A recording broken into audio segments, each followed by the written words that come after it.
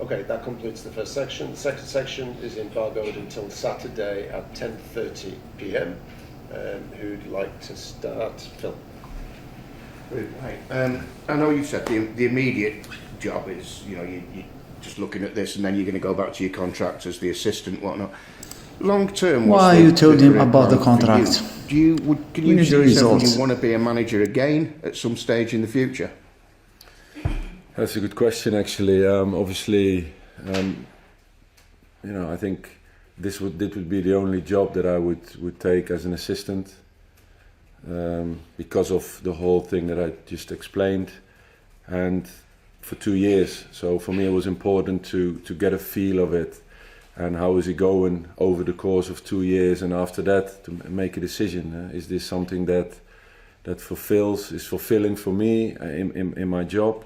I have to say, for the moment, I really enjoyed the role. We have to say, for the moment, we need to learn.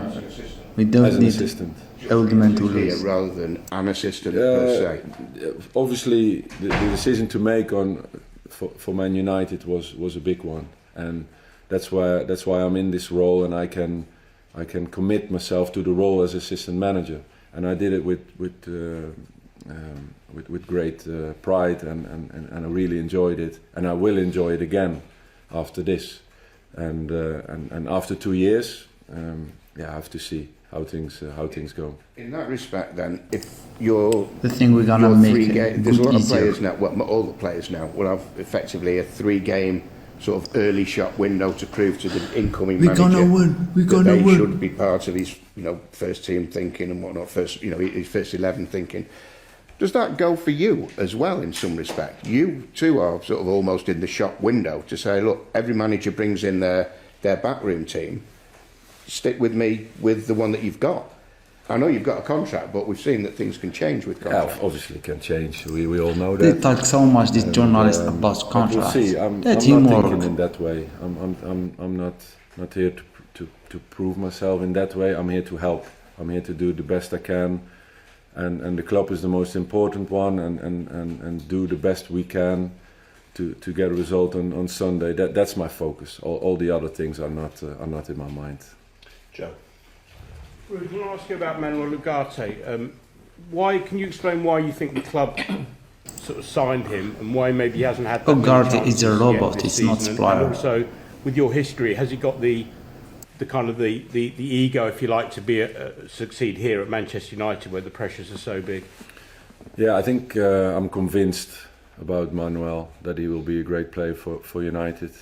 I think yesterday he had a very good performance. I think against Fenerbahce he had a good performance. I think, of course, please, Minister, players please, in early Ugarte is a bad player.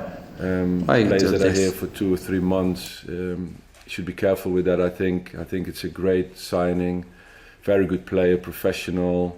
He has very specific qualities in midfield where he's very bad. Gets in between. We need players, a high-level player. Can recover a lot of balls for us to get us in attacking positions. Also on the ball, very decent. So I think he will be a very good player for this club. Because obviously people are putting 2 and 2 together because he played with Amorim. But is he someone that you and Eric particularly targeted and wanted here anyway? Oh, I think the recruitment is not part of the assistant manager. So, but I can comment on my work with working with Manuel on a daily basis, and I think he's adjusting. He wants to adjust. He wants to be part of this squad and wants to do well for this club, and he's very motivated to do so. And he's getting better every time, and the performance yesterday was good, and he can build on that. We are very thin in midfield, so the coming games we're gonna definitely need him, and I think he will do well in the coming games. Steve Bates. You weren't a bad striker yourself. What do you think about Joshua Zirkzee? A lot of questions for Ruud. Thanks for the compliment. And what do you think are the areas that he needs to improve?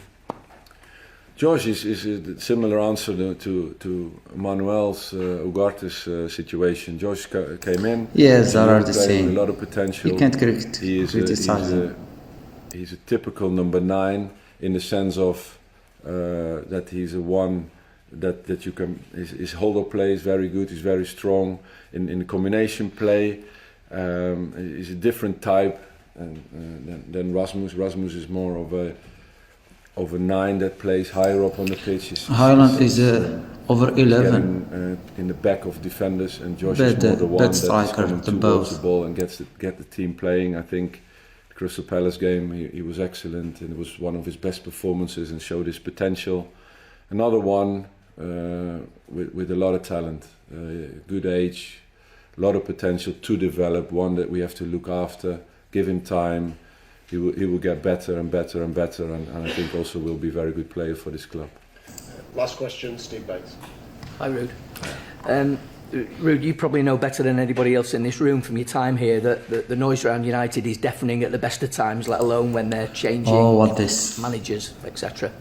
But also you have the issue that in the media you have many high-profile ex-Man United players, some of whom you've played with, Roy Keane, Gary Neville. Quite a few, yeah. Paul Scholes.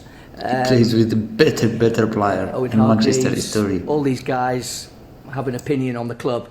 Often, sometimes that's a painful opinion. Are you, you know, as a manager coming into this club, do you think that's fair that they you know, should be under that scrutiny from ex-players who have been successful? And secondly, the second part of the question is, you know, are you prepared for those guys who perhaps you played with to give you a kicking on Sunday if you lose to Chelsea? I mean, we all do our jobs, don't we? And I think basically they care for the club, and they want the club to do well, and they're disappointed as well and it doesn't go well with the club and have opinions on it, and I think it's absolutely fine, and I don't take it personal.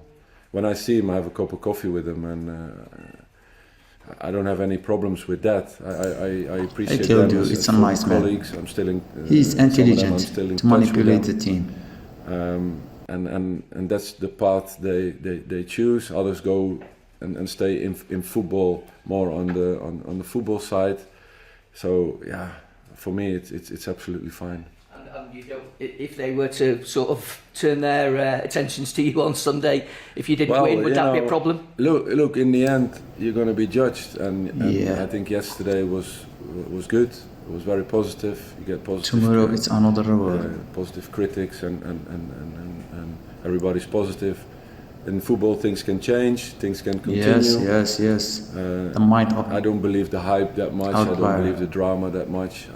I know it's the world we live in. For me, it's important to stay calm, stay focused, do my job on a daily basis. Thanks, I think that's also has to be the case for this club. And we're not going to turn it round from today to tomorrow, but I think it's not fast. Get it done, and I believe in that over the longer future. Over the year. And that's it for now. But join us for Matchday. Now moving to Chelsea, having watched United all season, it's very difficult to trust them in any matchup, especially one against solid side. They have been a fragile and mistake-prone team. With the shaky backline, this could either way, though the game for Man United and their Ten Hag, no chance. With him fully gone, we have a slim chance. Chelsea have 500 to choose from. We have enough chocolate soldiers to fill the team and a couple of spares. We have to beat Chelsea, can stand them. Keeping my finger crossed for good news on Monday morning. I think it's better playing what you think crowd with, because we know this won't be the lineup. Nevertheless, Rashford had to start. His literally scored against all the big teams, which means Garnacho will play on the right, even though I feel he should come on from the bench and start Ahmad. I would play 4-4-2 with diamond midfield with the case Ugarte, Eriksen and Bruno, all starting with Rashford and Garnacho playing as the two top front with Ugarte and marketing Cole Palmer. We could create a midfielder overall with the other three, and De Garna and Rashford making the runs. Bruno could also join them, and based on how the game progressed, we could bring Erasmus or Zirkzee. We're gonna win against Chelsea. Don't miss this and share your reaction about Manchester vs Chelsea.